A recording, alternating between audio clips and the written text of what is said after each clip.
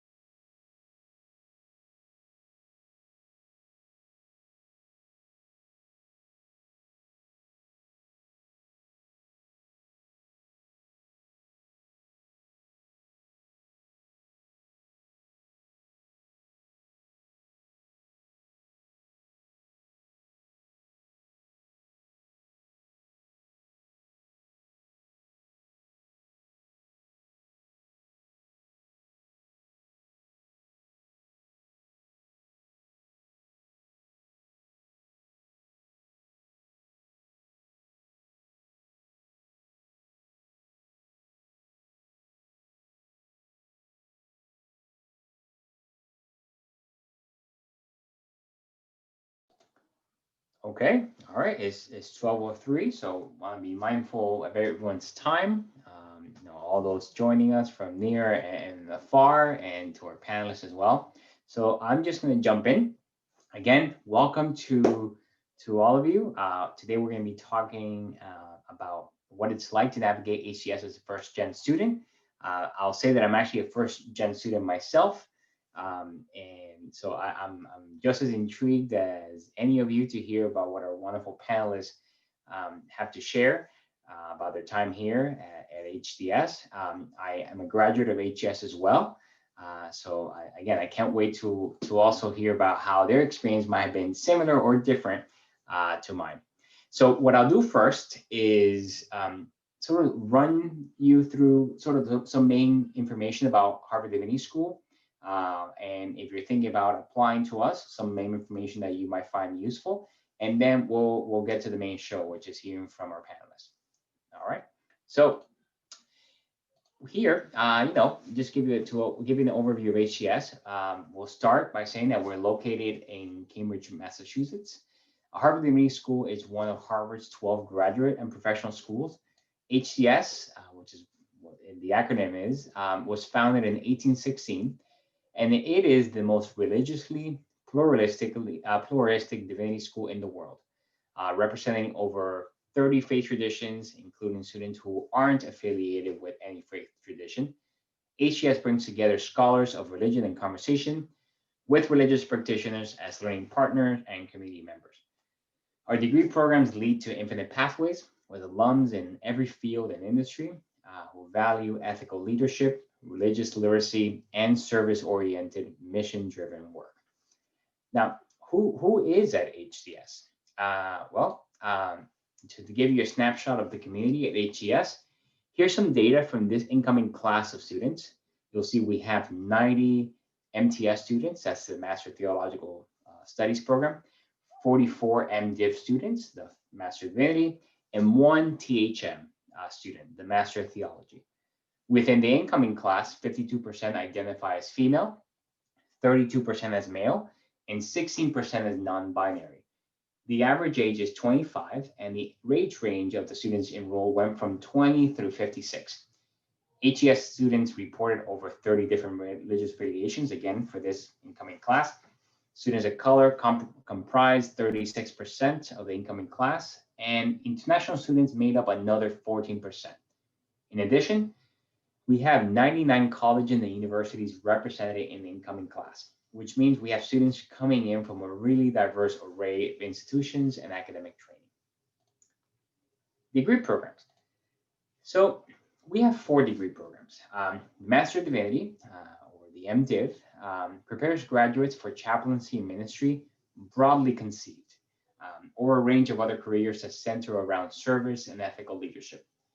The Master of Theological Studies program, or the MTS, enables students to explore deeply and broadly the languages, literatures, thought, institutions, practices, normative claims, and structures of a variety of theological fields and religious traditions. The Master of Theology program, or the THM, is for applicants who already hold an MDiv, and is designed to allow students to explore a topic in great depth or delve into a new topic that impacts their ministry, whatever that might look like. The Master of Religion and Public Life, or the MRPL, is a recently launched degree program. It's for applicants who are experienced professionals who wish to develop in-depth knowledge of the ways religion influences public life in their field. So now that I've told you all these great people here and all these wonderful degree programs, you might want to know a little bit more about our resources as well that are outside the classroom. So HDS has 5 affiliated programs and centers, which you see listed in the slide, and that includes the brand new Program for the Evolution of Spirituality. This program is spearheaded by Dr. Dan McCammon, and it supports the scholarly study of emerging spiritual movements, marginalized spiritualities, and the innovative edges of established religious traditions. Note that there are also hundreds of other programs and centers elsewhere at Harvard and HDS that students have access to for programming, funding, and other resources. In the bottom right, you'll also see a photo of the wonderful faculty here at HDS. It's helmed by Dean Hempton, David Hempton. He's the one in blue in front, and faculty are fairly accessible to HDS students and are on the whole quite happy to provide guidance and mentorship. So I want to talk to you about our curriculum now, how flexible it is. There are over 230 HDS courses that were offered last year. And HDS students also have access to courses across the entire university, as well as throughout the Boston Theological Interreligious Consortium, or BTI. This is a consortium of 10 theological institutions of higher education in the Boston area. The BTI offers easy cross-registration as well as a range of other resources across institutions. For MDiv and MTS students, 50% of your coursework can be completed outside of HDS, so students can really customize their HDS experiences to create their unique path through the program, and honestly, just get the preparation they each need for their goals. So if none of the thousands of courses available to you fit the bill, you can still work directly with HDS faculty to do an independent study. So it's pretty safe to say that no 2 HDS students can have the same transcript. So that's the faculty. Now, what's it like to be a student here? And of course, our panelists are going to talk more about this, but just want to give you a flavor of what student life is like. The Office of Student Life supports over 35 student organizations each year, and it's easy to start your own if there's something that doesn't exist that you think should. Some examples of student organizations are Queer Rights, the HDS Prison Education Project, the HDS Garden Group, and the Third Chapter, a group for students over 50.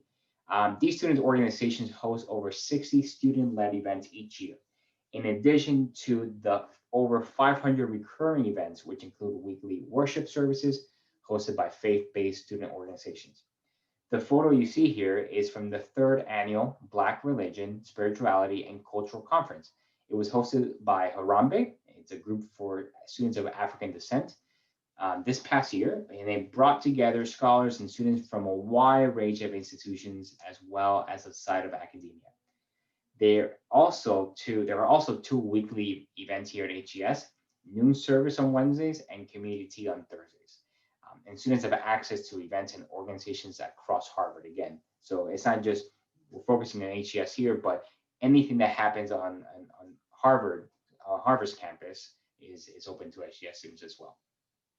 Now, a common question we get is, well, this sounds great, but how do you pay for it? You know, what are my financial resources? What are they? Well, we're happy to say that HDS offers very generous financial aid. In fact, 90% of students receive funding, and this is available for the MTS and MDiv programs. We put the vast majority of our financial aid funding into need-based aid. That's in order to get the most money to the most people who need it, and therefore we strongly encourage everyone to submit a financial aid application so you can be considered for need-based aid. Additionally, 10% of students receive merit awards, and those are based solely on the strength of the application. So our baseline need-based package is a 75% tuition grant. So as you're planning for graduate school and you think about us and think about your budget, that's a good number to use, 75%. For folks with more need, we also offer higher packages that cover 100% tuition, and that comes with a living stipend as well. Merit awards cover 100% tuition and include a living stipend as well. So now, a little bit about financial aid. Well, how do you apply? What's the timeline like? Here it is. We'll let you know, the application is already currently available. The deadline is January 7th, and the admissions decisions will be released in mid-March. If you're admitted, you'll find out your financial aid package within 24 hours of receiving your admissions decision. In fact, the admissions deadline is the 7th. Right after you apply, the financial aid office will reach out to you saying, all right, well, our application is available. So just something for you to keep in mind. And then beyond, these info sessions, there are many ways to stay connected. We have a ton of upcoming virtual events. And I want to note in particular that we have a virtual open house next Wednesday, October 28th. It's wonderful. We have a lot of great information for you. A lot of, we just hope you consider joining us as your schedule allows on that day. We're going to have both synchronous and asynchronous content, and this is going to be available after the event as well. It's a great opportunity to connect with current students, staff, faculty, and have lots of great conversations by your interest. Additionally, our current students are happy to be in touch with you. So go ahead and email ask_students to be connected to them. We've got a great admissions blog, and our Instagram is also a good way to stay in touch. And finally, of course, don't hesitate to reach out with any questions, okay? So plenty of ways to find out more about who we are as a community and how we might be a good fit for you. And now let's get to the main event. So our student panel. And I'm going to invite our panelists to turn on their cameras now. And we went, again, Odevi Soto. I'm the director of admissions, but also a really proud alum. And I'm going to introduce Julia Lopez, who's a second-year MTS student, Diana Marin, second-year MDiv, Gracious Moyo, second-year MTS, Ebony Nash, second-year MTS, and Lindsay Samwald, second-year MDiv. Okay, so thank you for again being here with us and for sharing your experience with us. So I'm going to go ahead and open up with one question, and any of you are invited to answer. Okay, there's no particular order in which we need to answer. So my first question is, what has been positive regarding your first-gen identity while at HDS? I can go ahead and start. Thank you. So I think coming to grad school was a very new experience for me. No one else in my family had gone to grad school before me. So I really didn't know what to expect, and I was really nervous about coming in. And I think what was so positive for me was how much the faculty and the staff are for you and how much they want you to succeed both academically and personally, and how much they will go out of your way to help you. And I whether it's, I would go to office hours and ask about an assignment, and then I would also tell them, well, I'm also looking for a job. And my professor would email everyone in their staff list to help me find a job, and then I found one. So whether it's academically or personally, the staff here, they really want you to succeed, and they really have your best interests at heart.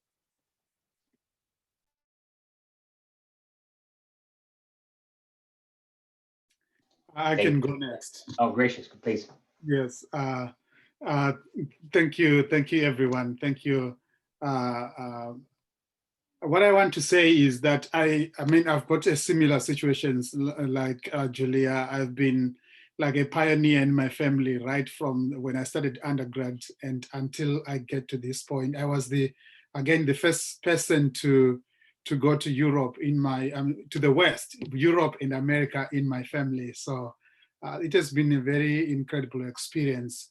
One thing that I can also add is that the relationships are really cordial here. I'm speaking in terms of where I come from in Africa, in Zimbabwe, where of course the system is quite distinct in that it's really so much patriarchal, and again, the professors wants to be felt. We are the professors. We contain this authority in us, and a student is a student. Here, there's that cordial relationship where some professors, they don't want even to be called with the title professor. They want to be called Dan, gracious. That kind of back you need to, oh, doctor or professor, you have to say that as a sign of authority.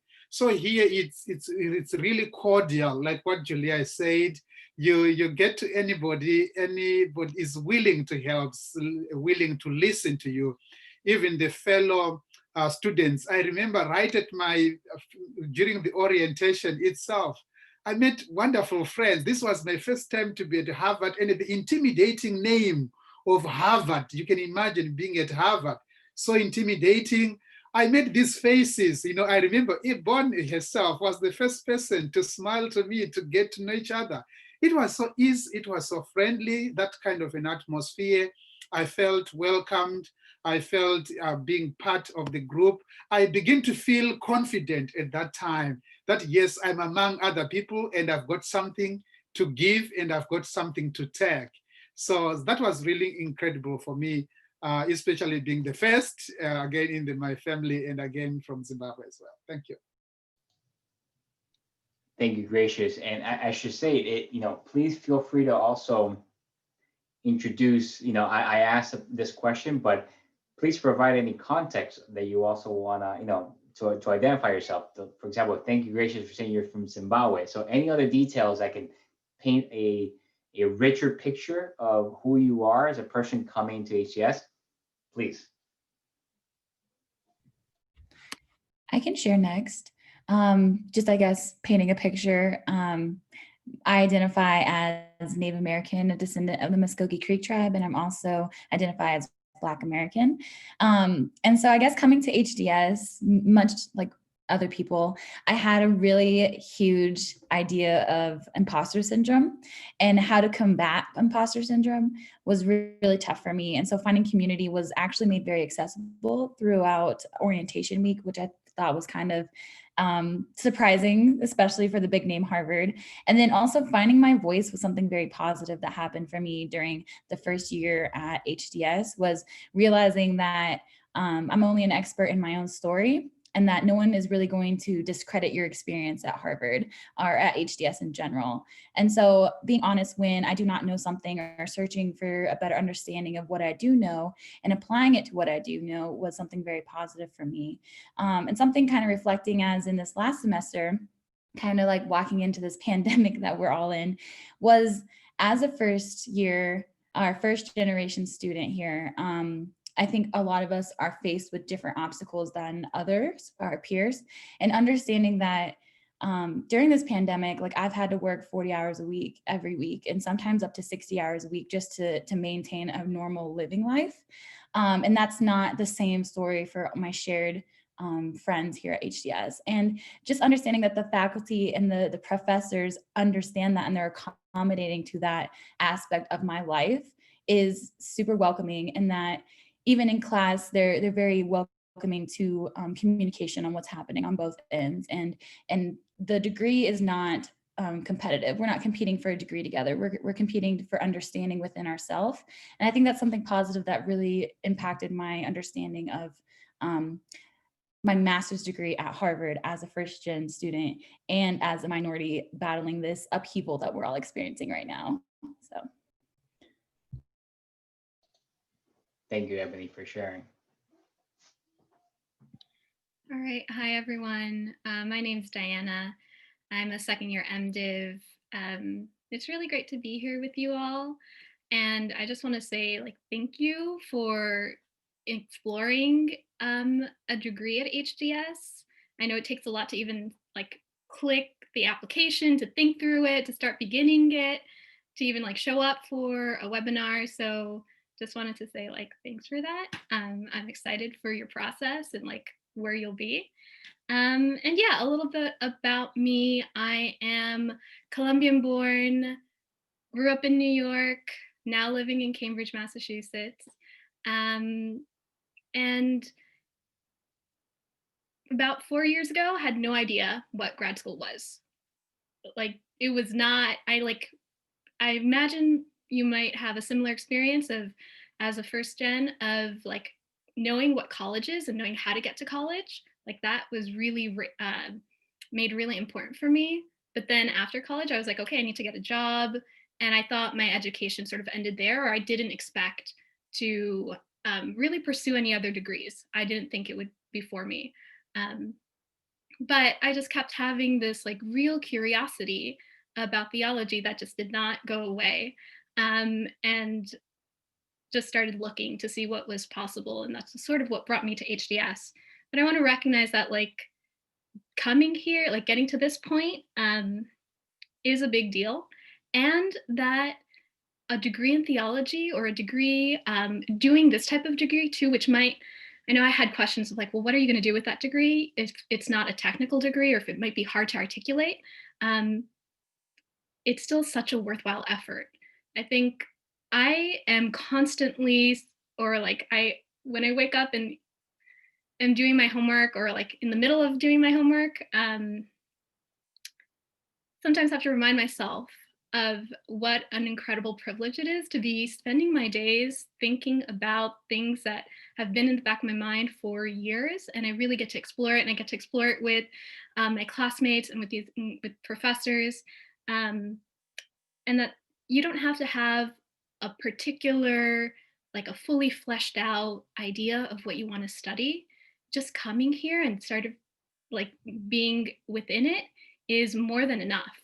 And you'll find your way as you start engaging in your study. I have one friend who is another first gen student who said that she didn't really finalize her study until her last semester when she was doing her more of her capstone project. That was when she could finally come to say like, oh, this is what I came to HDS for. So it's a process. And I know for me, I was raised like I had to have an idea before I could come in. And I just sort of want to allow the possibility of figuring things out while you're here be resonant. It's such an incredible moment to be studying theology. Like in this particular moment is it's really fascinating, and we need theological voices. We need theological leadership. We need more first gen theological voices too. We offer such a unique perspective. So I just really want to encourage you to continue on your search in your degree, whether that's at HDS, and hopefully it's at HDS, but wherever it might be. Thank you so much, Diana. Lindsay, So, if you want to yeah, jump in. thank you. So well said. I'm Lindsay, she, her, hers. I'm from New York City, but I'm stationed near Cambridge because I still like to take the bike ride over the bridge when I can safely. And let me tell you that never gets old. Taking that bike ride over the bridge and seeing Harvard every single time, I'm just like, what? I'm the first person in my family to ever go to college, let alone grad school. I'm 36 years old. I share that because I had a whole lifetime after undergrad, living in New York, touring as a musician, making records, making music videos, doing that, life in the arts, and teaching yoga and meditation. And I was always kind of doing this like recreational mastering of divinity, like on it just in my life. And after 10 years of hustling as an artist, it's totally random. I was watching a documentary on the notorious RBG and got so inspired by her story. I was just like, I want to go to Harvard.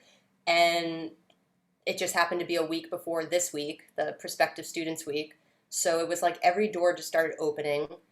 every light turned green, and I just kept like kind of following it. But there was something about the way of doing it like that, and I think the coolest privilege of being a first generation college student or graduate student is obviously Harvard is this place of privilege, and that can be totally intimidating.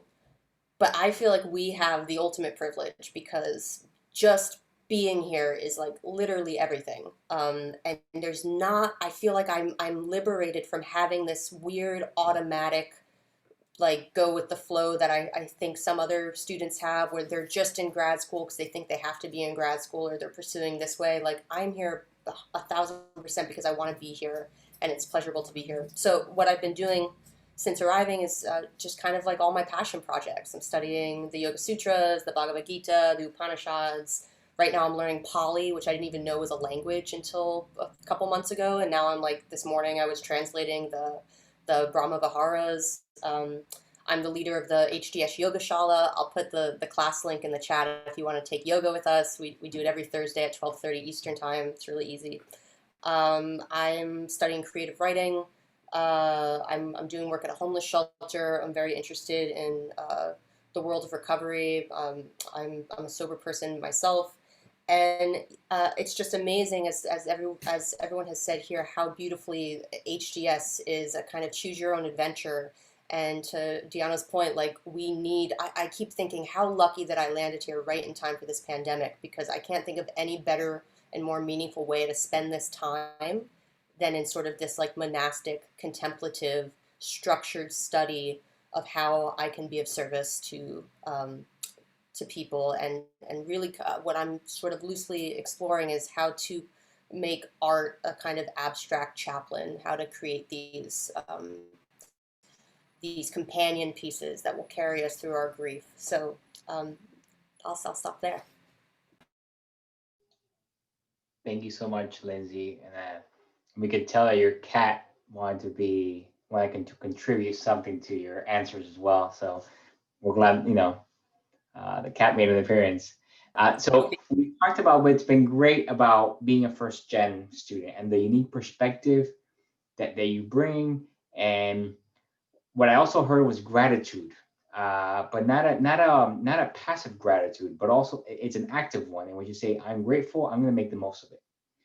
But I'm going to flip it around now. I want to know what has been challenging regarding your first gen identity while at HDS.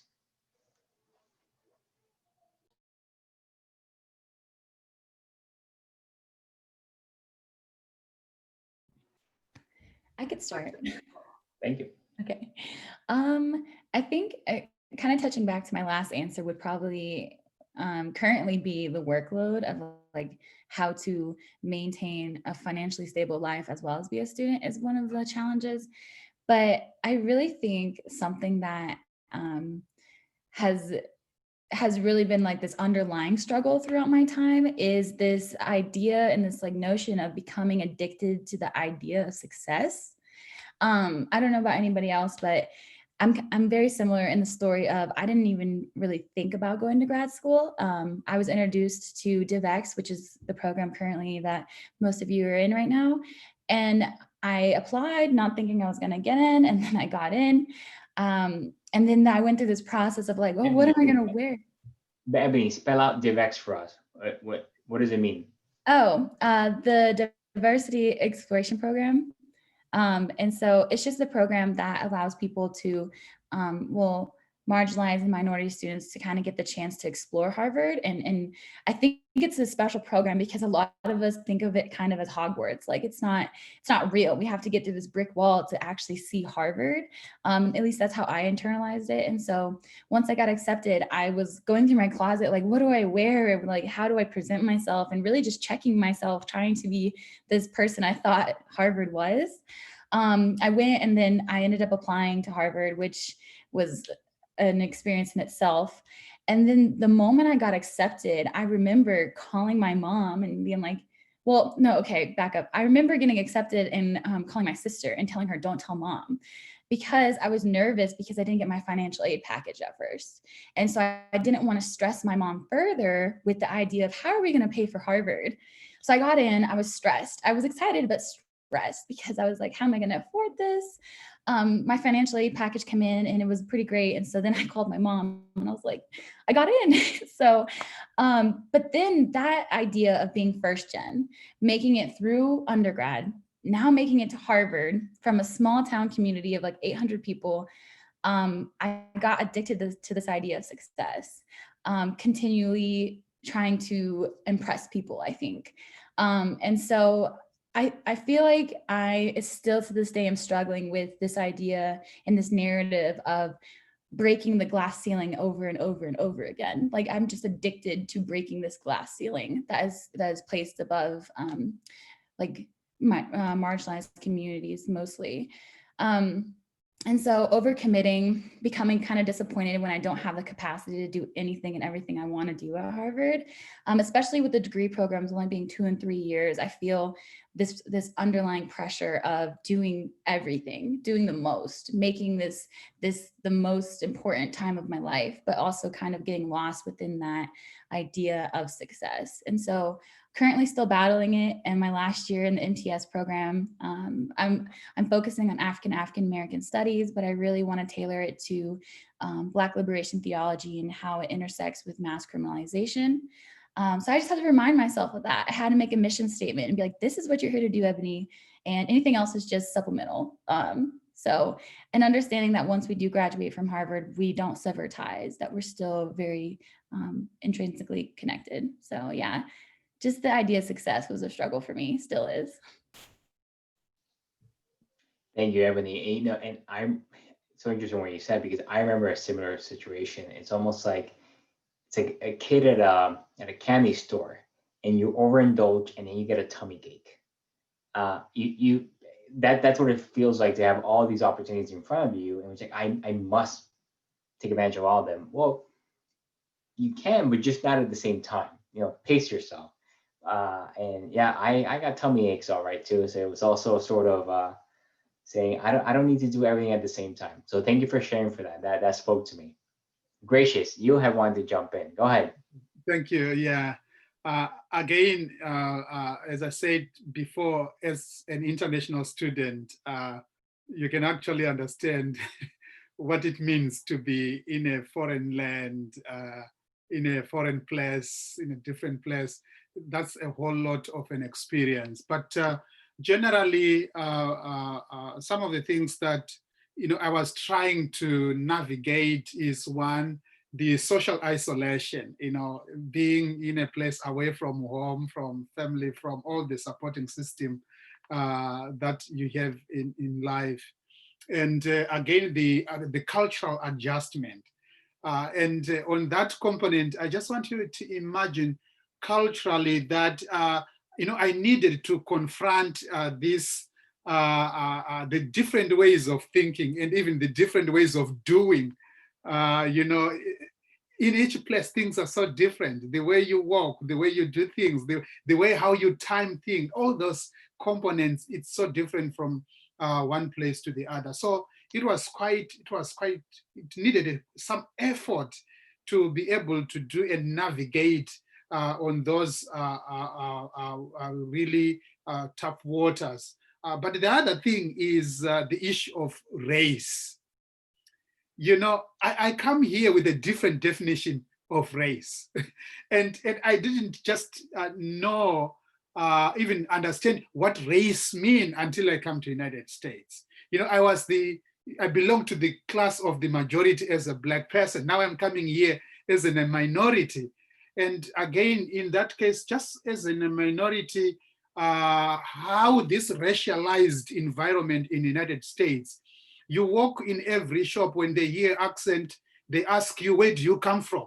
So you're always reminded that you don't belong here. You come from somewhere. Every time you speak, you hear this African British accent, and it's not the American accent. It's not the North American accent. And when you're asked, where do you come from? You are reminded you are not part of this community. It was really difficult until are you planning to go back to Zimbabwe when you finish? Or are you planning to stay? Sometimes I was trying to dodge from those questions until I say, oh, I'm here. I will see what I can do. I mean, I will see when I get there. Because I feel like this question is coming over and over again, and I don't have clear answers to this. But again, I'm just trying to say these cultural components, the issues of race, the issue of being a minority, it's quite a challenge. But again, thank heavens we have at the campus, like we said before, these other supporting systems, friends and faculty to work with us, not really physically, but metaphorically, that the support is there during this time. Thank you. Thank you, Gracious, for saying that, because it does speak to the intersectionality that you find in a lot of these conversations. Is you know, it's first gen identities are sometimes conflated with a lot of other identities. Yes. And the assumptions that are made and having to navigate those conversations can be challenging. It can be illuminating, but quite challenging. So so thank you for talking about that. That's powerful. I can share 3 things that I found difficult. The first is not really being able to be able to explain to family exactly what I'm studying. Like I sort of want to bring all of my theological div school side to my family, and sometimes I can't exactly. You know, recognizing that I'm not getting a degree to be ordained in any congregation, and I think that can be hard to reconcile for families who think that that's the end result of a div school degree, which for some people it is, just in my case not. Alongside with that, I have been learning, or I've had to learn sort of on the ground how to navigate div school, like how to reach out to professors, how to develop mentorship and advisors. These are sort of the informal skills that I think some of my classmates just sort of knew and came into even college just knowing how to do, which I've sort of had to realize, oh, being here is not just about the study, but it's also about the relationships you form. And so then on top of that, recognizing too that my classmates are a huge resource, and that the mentors, the developing of collegial relationships among us, like that's also huge. And sometimes I just get focused on, well, I need to study and do the homework, but it's also the relationships that are so key. And then last has been financially. I do get financial aid through HDS, and also the cost of living is high. I'm in Cambridge, it's expensive. And so juggling, knowing that I really am financially on my own. I don't have any family support that I could rely on. So recognizing like how much loans do I want to take out? How much am I comfortable with? How many jobs do I want to take out? How much can I actually work? So that's also a constant sort of battle for me of juggling being here and knowing that I'm here to study, while also recognizing that currently, in order to study, I also have to be financially supported, and like all the things that come up with that. So it can be a little bit complex. Thank you so much, Diana. Lindsay, Julia? I'll hop on at that because that's echoing. I would say, yeah, but probably the number one. Well, the 2 challenges for me are having to work. My first semester, I was bartending Thursday, Friday, Saturday, Sunday, and then there was just no days off. But to be perfectly honest, I was used to that lifestyle and I was used to that hustle. It wasn't until COVID happened where I suddenly, the secret gift of COVID, where I couldn't bartend anymore, where I was just like, oh my God, this is what it's like to just study. This is what everybody else is getting to do, and I was blown away. And so I'm holding on to that for what it is. But there is this sort of spectrum haunting me that, I have to simultaneously, being a student is full-time energy. And sometimes it feels like it takes extra energy because I have been out of school for so long, and on top of that, I don't quite have. I get insecure sometimes about, there's sometimes this sense of like there's this these like prerequisite techniques that a lot of my classmates seem to have that I definitely don't have, but there's not really time to cover those bases and those grounds, so you just kind of have to forge ahead. Fortunately, the community and the professors and the cohort, it's like everybody kind of comes to the potluck, and once you kind of get over the imposter syndrome and like the insecurity, and then you can start to like really rest and thrive in the fact that it's just like, all right, do I know how to do a bibliography really well, or like do an analytical academic paper in this way that like a lot of high academic performing people are really savvy at? No. However, I can like totally um, excel in these other dimensions, and knowing that like my excelling in my own personal dimensions is precisely the reason why I'm here and why Harvard selected me to be here with this group of people. So that really helps. So yeah, those are the two challenges: the financial burden of having to support oneself through this and not have the extra or just the free energy to devote to the studies, which I really would love to. It's a luxury to be able to do that, and just sort of like shooting from the hip when it comes to, keeping up with the Ivy League. But you do it, and it's amazing. I feel like I really noticed it, especially the fall semester, because the first semester you're just trying to keep up. Second semester, I think you maybe get better, but then we had like a global pandemic, so that was a whole traumatic situation. And now I feel like, all right, now I found my groove, and being in the groove feels really nice. Yeah, so I will just go ahead and say thank you to all the my fellow panelists who I just agree with everything that you have said. And really quickly, just introduce myself because I didn't at the beginning. My name is Julia Lopez, and I'm from San Jose, California. And I'm Mexican American. I come from a really tight knit family, and I say that to say that it was really hard for me to go to Harvard, which is across the country. Um, to be away from my family and to not really have any family on the East Coast. And due to financial restrictions, I can't go home for Labor Day. I can't go home for Thanksgiving.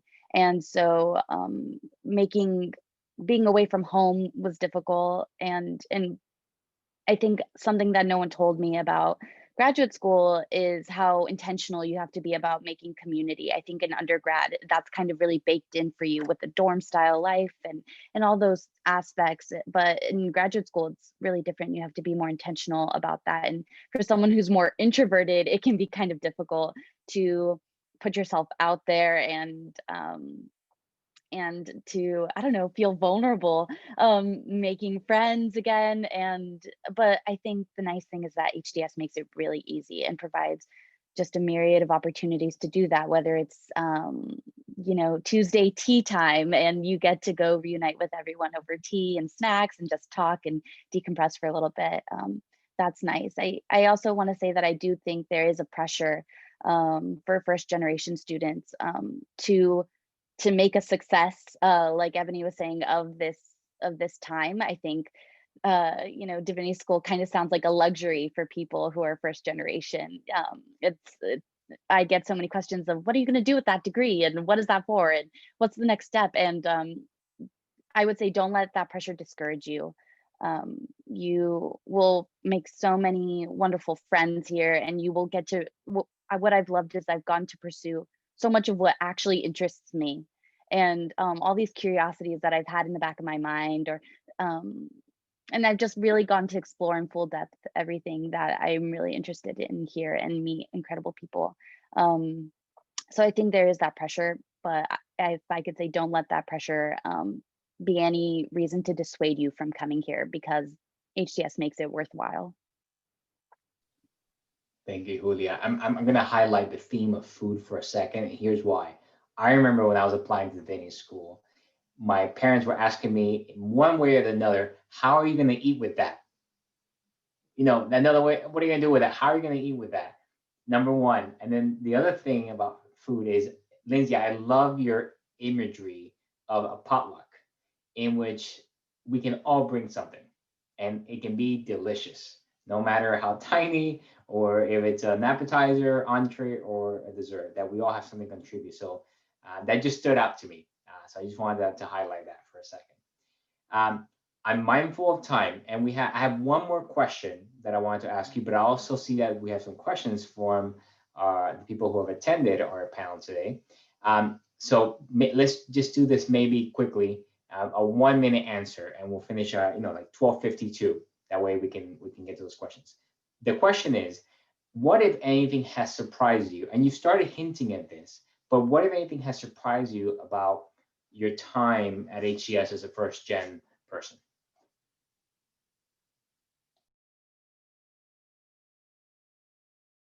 I'll go quickly. I did my undergrad at Sarah Lawrence College, which is like notoriously this very progressive, very liberal, very queer, very artsy place. And I thought it was like the queerest place, strangest place on earth. And I anticipated coming to Harvard Divinity School would be like so preppy and like this way or that. It's wacky here, and I was not expecting that, and I love it.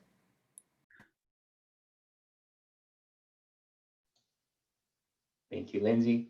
Wacky. Who can follow up with another adjective? I can go.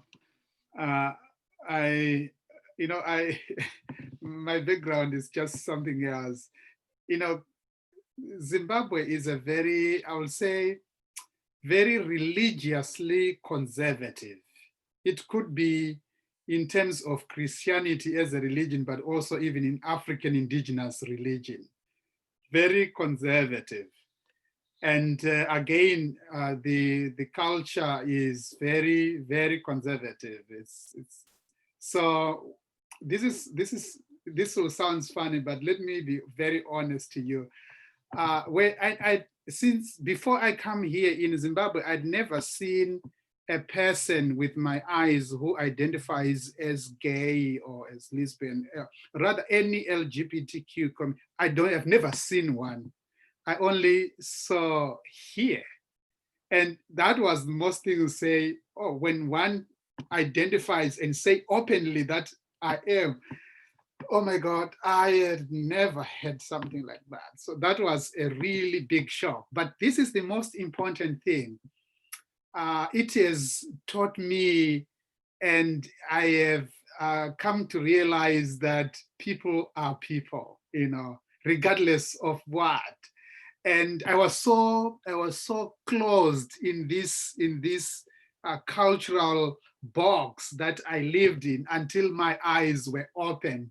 I think I'm like that person in John that now I see, and I've seen and I've learned, and I appreciate being in such a community that it has helped me to see the world, which is beyond the small world, which I think my own Zimbabwe was the center of was the whole world. It has opened me that there is world out there, and I'm very grateful about that. Thank you, gracious. So just to summarize, the fact that it's a place in which your cultural box, as you say, that we might be used to, is sort of opened up, expanded. Thank you for that. Okay. I can go next. I think something that really surprised me about Harvard Divinity School was how diverse it really was, and not just within, I guess, like ethnic groups, but mainly within areas of studies. I was nervous coming in as I triple majored in undergrad in criminology, psychology, and then I just added religion because I had time. And so I was nervous coming to divinity school, not really being an expert in theology or religion, or just being at the same area of academics as my peers. And the idea that you have to be there, you have to be an expert in theology or an expert in religion, is beyond HDS. They invite any type of area study. You could come here and focus on biology, but want to learn about theology, and they would accept you with open arms. And so just the idea that this degree program is really tailored to you really helped me in understanding understanding my place and how to use HDS. Like, how can HDS serve me, not how can I serve HDS? And then also kind of touching on one of the questions that's in the chat. I'm not too sure about all the dual programs, but I did learn this year that there is a new law program that's being offered. It's not, the website's not even up yet, but it's biblical law and Christian legal studies, which I think is really interesting. If anyone wants to supplement their degree with that law program, cross registration is really, really easy at HDS. And that's probably one of my favorite things, is taking classes at the law school and the ed school and the Kennedy school. So yeah, just keeping your options open and understanding that doors open all the time when you're at HDS. So I just want to echo Ebony's comments about how easy it is to cross-register. I think when HDS says that you are part of the larger Harvard community, they really do mean that.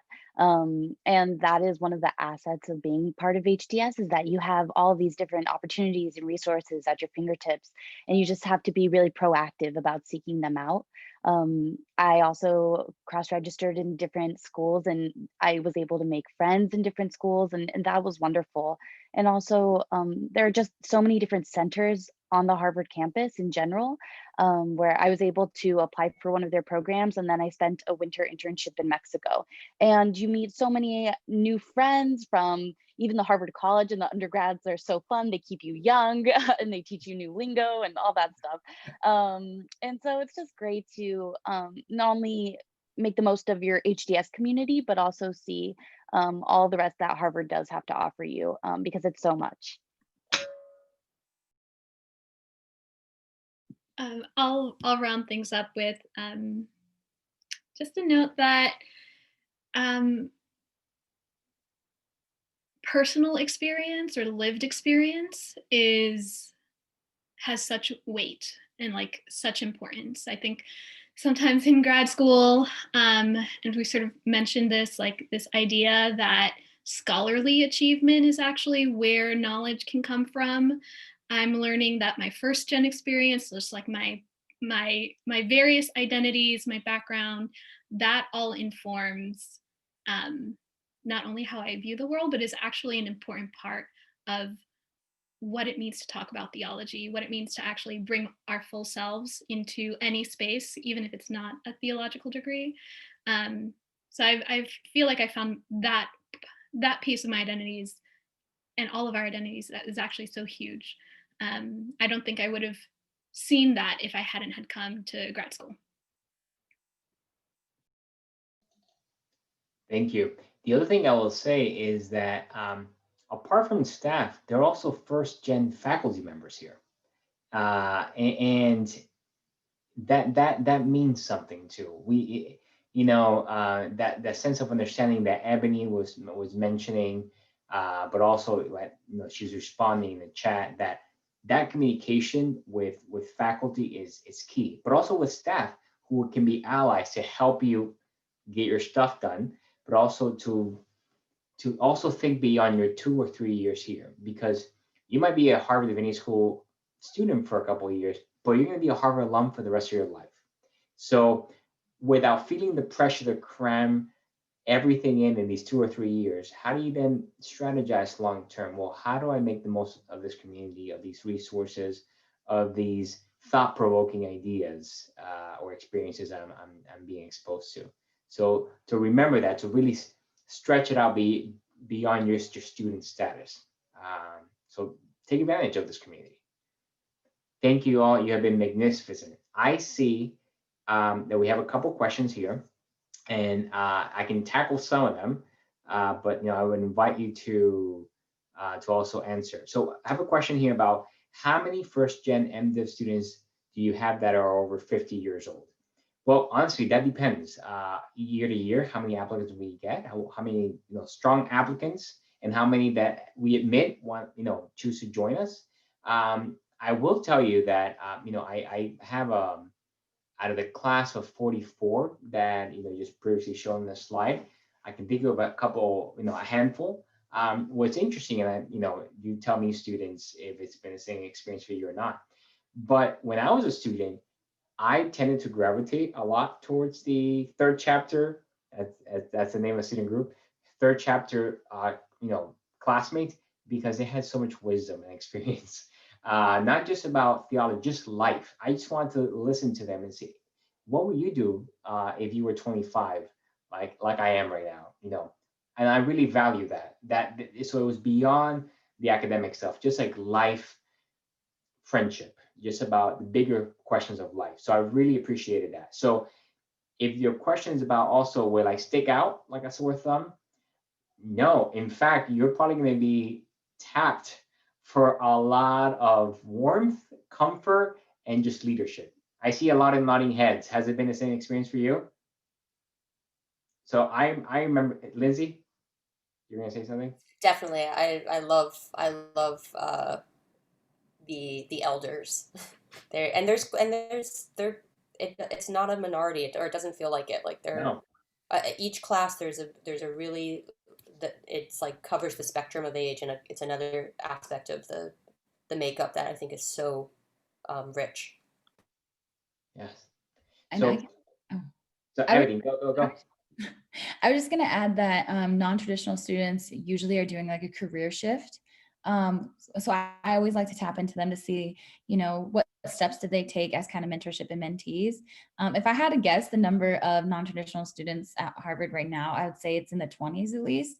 But when you walk into a classroom, you have to remember there's cross registration. So a lot of Boston College MTI students are non-traditional as well. So you walk into a classroom and you might be the youngest in the classroom. But it's also so exciting to know that you're surrounded by so much wisdom and opportunities. And then also network building is really big. So get to know your peers for sure. Yeah. I also give you a statistic. Actually, this class, this upcoming class, for example, which is pretty indicative of other class years, 61% also came with at least 1 year work experience. Now, 1 year of work experience and 25 years of work experience is a difference, of course. But I say that because this is not you go to undergrad and just jump straight into graduate school. People come with lived experience, and you've heard it here already in this panel, and that's really valued. Whether again with 1 year or 25 years of work experience, people are going to listen to that, and in fact, the faculty and staff are really going to invite you to bring your whole self into those discussions. I see a question about how many dual program options are available for students, joint degree, concurrent degrees. Multiple. Go on the website, go on our hours, and we'll show you how you can structure those. If you're thinking of combining it with the law school, the business school, Kennedy School. In fact, we have an option to also do a program with Tufts, Fletcher School. So interested in international diplomacy, that's an option as well.